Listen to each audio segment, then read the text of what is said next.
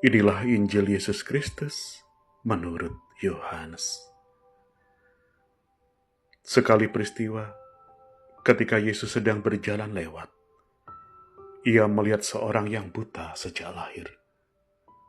Murid-muridnya bertanya kepadanya, "Rabi, siapakah yang berbuat dosa?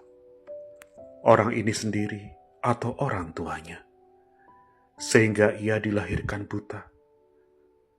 Jawab Yesus, "Bukan dia dan bukan juga orang tuanya, tetapi karena pekerjaan Allah harus dinyatakan di dalam dia." Sesudah mengatakan semua itu, Yesus meludah ke tanah dan mengaduk ludahnya itu dengan tanah, lalu mengoleskannya pada mata orang buta tadi dan berkata kepadanya, "Pergilah, basuhlah dirimu di kolam Siloam."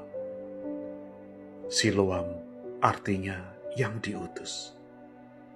Maka pergilah orang itu, ia membasuh dirinya, lalu kembali dengan matanya sudah melek.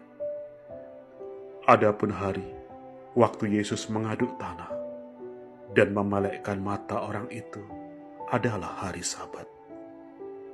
Karena itu orang-orang Farisi pun bertanya kepadanya, bagaimana matanya menjadi melek.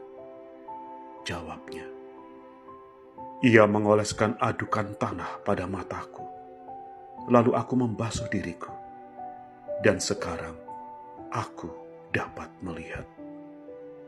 Maka kata sebagian orang-orang Farisi itu, "Orang ini tidak datang dari Allah, sebab ia tidak memelihara hari Sabat." Sebagian pula berkata, "Bagaimanakah seorang berdosa dapat membuat mujizat yang demikian?" Maka timbullah pertentangan di antara mereka. Lalu kata mereka pula kepada orang yang tadinya buta itu, "Dan engkau, karena ia telah memelekkan matamu, apakah katamu tentang dia?"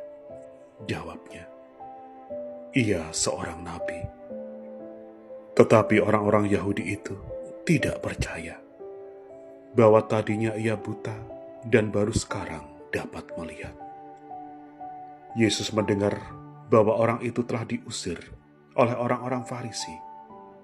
Maka ketika bertemu dengan dia, Yesus berkata, "Percayakah engkau kepada Anak Manusia?" Jawabnya, "Siapakah dia, Tuhan, supaya aku percaya kepadanya?" Kata Yesus kepadanya, "Engkau bukan saja melihat dia. Dia yang sedang berbicara dengan engkau, dialah itu." Kata orang itu, "Aku percaya, Tuhan." Lalu ia sujud menyembah Yesus. Kata Yesus, "Aku datang ke dalam dunia untuk menghakimi, supaya barang siapa tidak melihat, dapat melihat, dan supaya yang dapat melihat menjadi buta."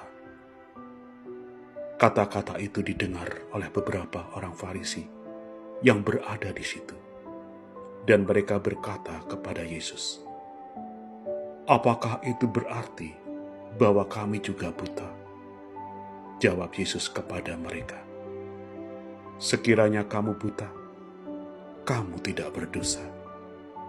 Tetapi karena kamu berkata, 'Kami melihat,' maka tetaplah dosamu." Demikianlah Injil Tuhan.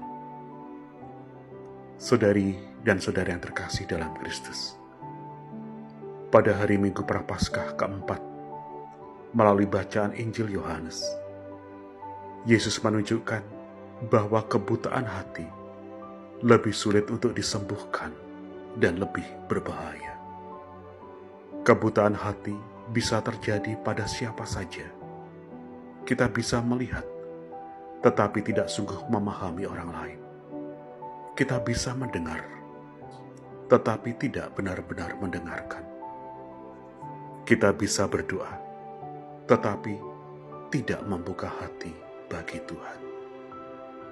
Misalnya dalam kehidupan sehari-hari, kita kadang cepat menilai orang, melihat seseorang dari masa lalunya, menghakimi orang dari kesalahannya, atau menganggap seseorang tidak akan pernah berubah. Namun Yesus selalu melihat kemungkinan baru dalam diri manusia. Orang yang buta dalam Injil itu mengalami perjalanan iman yang indah. Awalnya ia hanya berkata bahwa Yesus adalah orang yang menyembuhkan. Lalu ia menyebut Yesus Nabi. Dan akhirnya ia berkata dengan penuh iman di hadapan Yesus, "Aku percaya Tuhan." Lalu ia sujud menyembah. Artinya, terang Tuhan tidak hanya membuka mata, tetapi juga membuka iman. Sementara itu, orang-orang Farisi justru semakin menutup diri. Mereka begitu yakin bahwa mereka benar, sehingga tidak lagi mampu belajar. Ketika seseorang merasa sudah tahu segalanya, ia berhenti melihat kebenaran yang baru. Pada ayat 39-41, Yesus mengatakan bahwa Dia datang untuk membuat mereka yang tidak melihat menjadi melihat, dan mereka yang melihat menjadi buta. Para ahli Taurat yang mendengarnya merasa tersinggung, tetapi Yesus menjelaskan bahwa mereka yang menyadari kegelapan hati mereka akan diberi penglihatan, sedangkan mereka yang merasa sudah tahu segalanya justru akan tetap dalam kegelapan. Dalam hidup kita sekarang, Injil hari Minggu ini mengajak kita bertanya dengan jujur, apakah ada bagian hidup kita yang masih buta? Mungkin kita buta terhadap penderitaan orang di sekitar kita. Mungkin kita buta terhadap kesalahan kita sendiri, tetapi sangat tajam melihat kesalahan orang lain. Mungkin kita buta terhadap kasih Tuhan yang sebenarnya selalu bekerja dalam hidup kita. Semoga Yesus menyentuh mata hati kita, seperti Ia menyentuh mata orang buta itu. Kadang cara Tuhan membuka mata kita tidak selalu nyaman.